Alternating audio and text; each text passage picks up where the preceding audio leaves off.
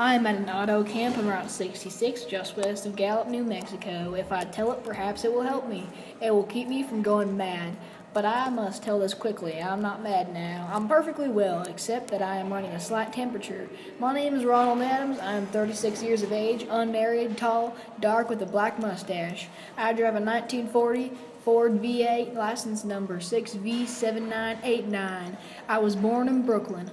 All this I know. I know that I am not at this perfectly moment sane. That it is not I who has gone mad, but something else, something utterly beyond my control. But I must speak quickly, and at any moment the link with my life may break. This may be the last thing I ever tell on the earth, the last thing I ever see the stars. 6 days ago I left Brooklyn to drive to California.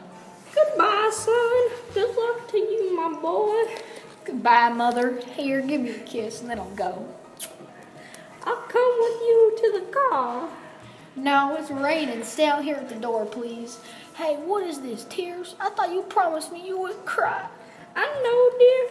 I'm sorry, but I do hate to see you go. I'll be back. I'll only ball on the coast for 3 months. Oh, it isn't that. It's just the trip, Ronald. I wish you weren't driving. Oh, Mother, there you go again. People do it every day. I know, but you'll be careful, won't you? Promise me that you'll be extra careful. Don't fall asleep or drive fast or pick up any strangers on the road. Of course not. You'd think I was still 17 to hear you talk. And wire me as soon as you get to Hollywood, won't you, son? Of course I will, Mom. Now, don't you worry. There ain't anything gonna happen. Just soon 8 days of perfectly simple driving on a smooth, decent, civilized roads with a hot dog or a hamburger stand every 10 miles. I was in excellent spirits. The drive ahead of me, even the loneliness, seemed like a lark. But I reckoned without him. Crossing Brooklyn Bridge that morning in the rain, I saw a man leaning against the cables. He seemed to be waiting for a lift. There were spots of fresh rain on his shoulders. He was carrying a cheap overnight bag in one hand. He was thin, nondescript, with a cap pulled down over his eyes. He stepped off the walk, and if I hadn't swerved, I'd have hit him. I would have forgotten him completely, except that just 1 hour later, while crossing the Pulaski Highway over the Jersey Flats, I saw him again. At least, he looked like the same person. He was standing now with one thumb pointing west. I couldn't figure out how he'd gotten there, but I thought maybe one of those fast trucks picked him up, beat me to the Skyway, and let him off. I didn't stop for him. Then, late that night, I saw him again. It was on the new Pennsylvania Turnpike before Harrisburg and Pittsburgh. It's 265 miles long with a very high speed limit. I was just slowing down for one of the tunnels when I saw him standing under the arc, right by the side of the road. I could see him quite distinctly. The bag, the cap, even the spots of fresh rain splattered over his shoulders. He hailed at me this time. I stepped on the gas like a shot. That's lonely country through the Alleghenies, and I had no intention of stopping. Besides, the coincidence, or whatever it was, gave me the willies. I stopped at the next gas station. Yes, sir. Fill her up. Certainly, sir. Check your oil, sir. No, thank you. Nice night, isn't it? Yes, it hasn't been raining here recently, has it? Not a drop of rain all week. I suppose that hasn't done your business any harm. Oh, people drive through here all kinds of weather. Mostly business, you know. There aren't many pleasure cars out on the turnpike this season of year. I suppose not. What about hitchhikers? Hitchhikers? Here? What's the matter? You don't ever see any? Not much. If we did, it might be a sight for sore eyes. Why? A guy'd be a fool who started started out to hitch rides on this road. Look at it. It's 600, it's 265 miles long. There's practically no speed limit, and it's a straightaway. Now what car is going to stop to pick up a guy under those conditions? Would you stop? No. Then you never see anybody? Nope. Maybe they get a lift before the turnpike starts. I mean, just before the toll house. But then it'd be a mile long drive. Most cars wouldn't want to pick up a guy for that long a rod. And this is pretty lonesome country here. Mountains and woods. You ain't seen anybody like that, have you? No. Oh, not at all. I was just a technical question. I see. Well, it'll be just $1.49 with the tax. The thing gradually passed from my mind as sheer coincidence. I had a good night's sleep in Pittsburgh. I did not think about the man all the next day until just outside of Zanesville, Ohio. I saw him again. It was a bright, sunshiny afternoon. The peaceful Ohio fields, brown with the autumn stubble, lay dreaming in the golden light.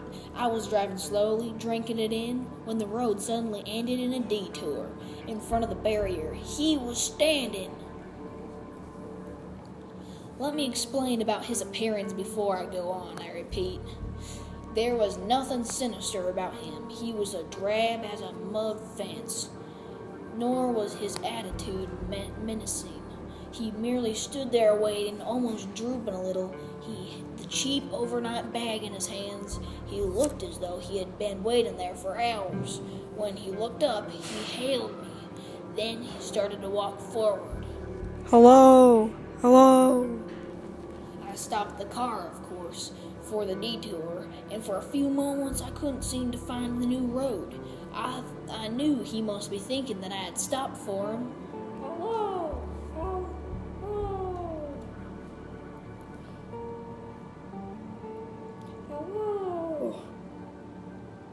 No, not just now, sorry. Going to California? Nope, not today. The other way, going to New York, sorry. Oh, crap. New York. After I got the car back onto the road again, I felt like a fool. Yet the thought of picking him up, of having him sit beside me, was somehow unbearable. Yet at the same time, I felt more than ever unspeakably alone. Hour after hour went by. The fields, the towns ticked off one by one. The lights changed. I knew now that I was going to see him again. And though I dreaded the sight, I caught myself searching the side of the road, waiting for him to appear.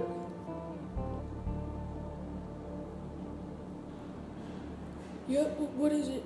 What do you want? You sell sandwiches and pop here, don't you? Yep, we do in the daytime, but we're closed up now for the night. I know, but I was wondering if you could possibly let me have a cup of coffee, black coffee. Not at this time of night, mister. My wife's the cook and she's in bed. Maybe further down the road at the honeysuckle rest. No, don't shut the door. Listen, just a minute ago, there was a man standing here, right beside the stand, a suspicious-looking man.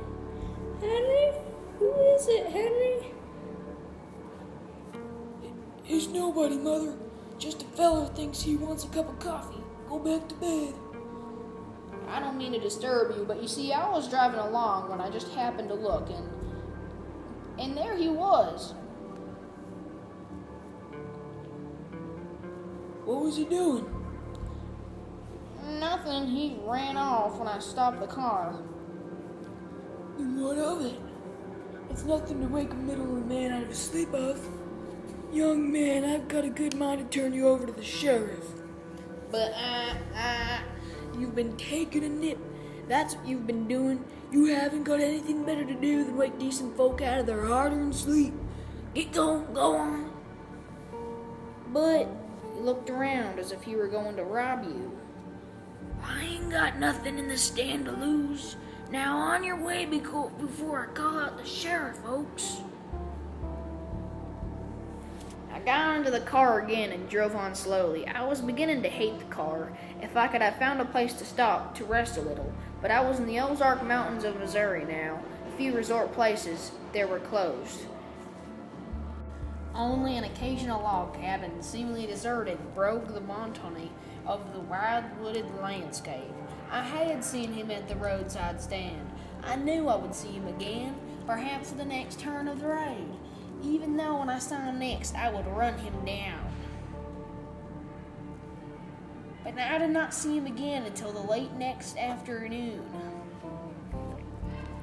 I had stopped the car at a sleepy little junction just across the border into Oklahoma to let the train pass by when he appeared across the tracks, leaning against the telephone pole. It was perfectly airless, dry day. The red clay of Oklahoma was baking under the southwestern sun. There were spots of fresh rain on his shoulders. I couldn't stand that. Without thinking, blindly, I started the car across the tracks. He didn't even look up at me. He was staring at the ground. I stepped on the gas hard, veering the wheel sharply toward him. I could hear the train in the distance now, but I didn't care. Then something went wrong with the car. It stalled right on the tracks.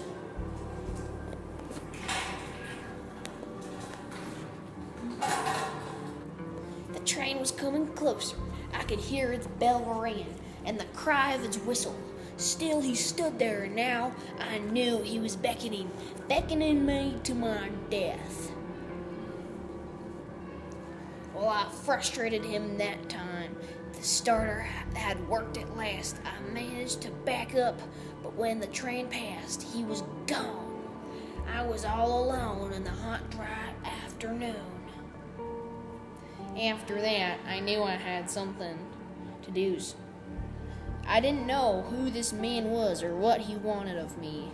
I only knew that from now on, I must not let myself be alone on the road for one moment. Hello there, like a ride? What do you think? How far are you going?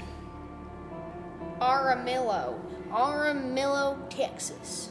I'll take you to Aramillo. Gee. Mind if I take off my shoes? My dogs are killing me. Go right ahead, Missy. Gee, what a break this is. A swell car, a decent guy, and driving all the way to Amarillo. All I've been getting so far is trucks. Hitchhike much? Sure, only it's tough sometimes in these great open spaces to get the brakes. I think it would be. Though I bet if you could get a pickup in a fast car, you can get places faster than, say, another person in another car. I don't get you. Well, take me for instance. Suppose I'm driving across the country, say, at a nice steady clip of about 4 to 5 miles an hour. Couldn't a girl like you just stand beside the road, waiting for lifts, beat me to tow after town? Provided she got picked up every time in a car doing from 60 to 70 miles an hour. I don't know. Maybe she could and maybe she couldn't. What difference does it make? Oh, no difference. It's just a crazy idea I had sitting here in the car. Imagine spending your time in a swell car thinking of things like that. What would you do instead? What would I do? If I was a good-looking fella like you, why, I'd just enjoy myself every minute of the time. I'd sit back and relax, and if I saw a good-looking girl along the side of the road, hey, look out! Did you see him too? See who? That man standing beside the barbed wire fence. I didn't see anybody. There was nothing but a bunch of steers and the barbed wire fence. What do you think you was doing? Trying to run into the barbed wire fence? There was a man there, I tell you, a thin gray man with an overnight bag in his hand, and I was trying to run him down. Run him down? You mean kill him? He's sort of a phantom. I've been trying to get rid of him, or else prove that he's real. But you say that you didn't see him back there, you're sure? I didn't see a soul. And as far as that's concerned, mister, Watch out for him the next time then. Keep watching. Keep your eyes peeled on the road. He'll turn up again, maybe any minute now. There, look there. Ah! how does this door work? I'm getting out of here. Did you see him that time? No, I didn't see him that time, and personally, mister, I don't expect to ever see him. All I want to do is go on living, and I don't see how I will very long driving with you.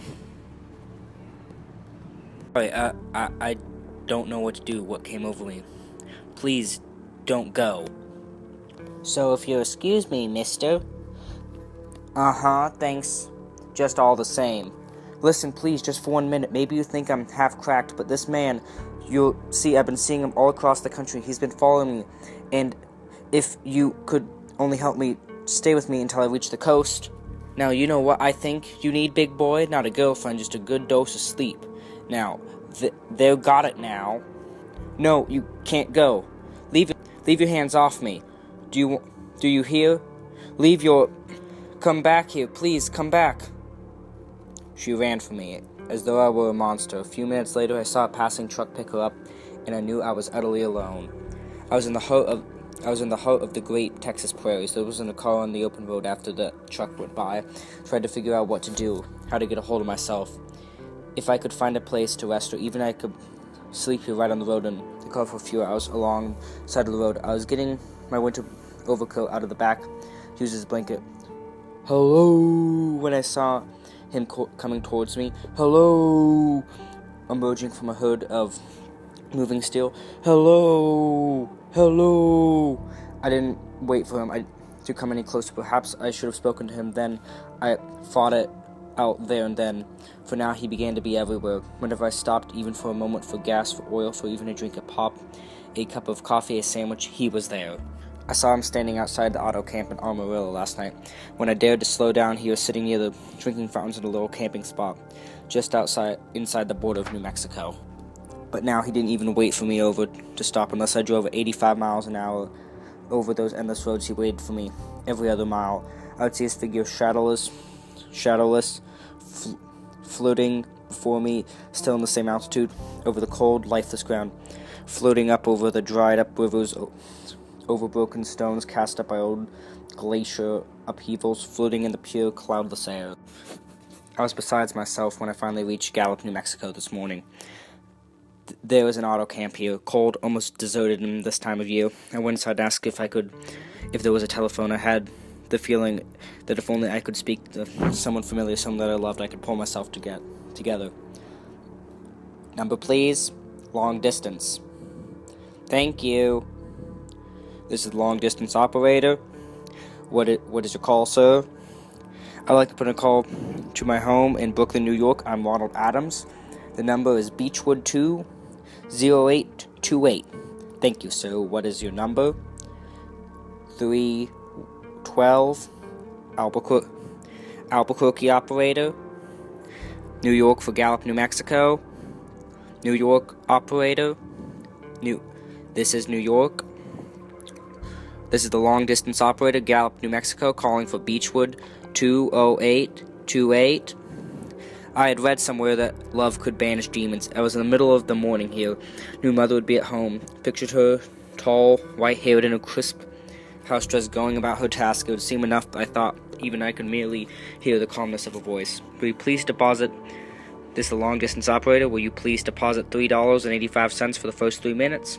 When you have deposited $1.50, will you wait until I have collected the money? All right, deposit another $1.50. Will you please deposit the remaining 85 cents? Ready with Brooklyn. Go ahead. Hello. Mrs. Adams' residence. Hello, hello, mother. This is Mrs. Adams' residence. Who is it you wish to speak to? Why, who is this? This is Miss Whitney. Miss Whitney? I don't know any Miss Whitney. Is this Beechwood 20828? Yes. Where's my mother? Where's Miss Adams? Miss Adams is not home. She is at the hospital. The hospital? Yes. Who's calling, please? Is it a member of the family? What's she in the hospital for?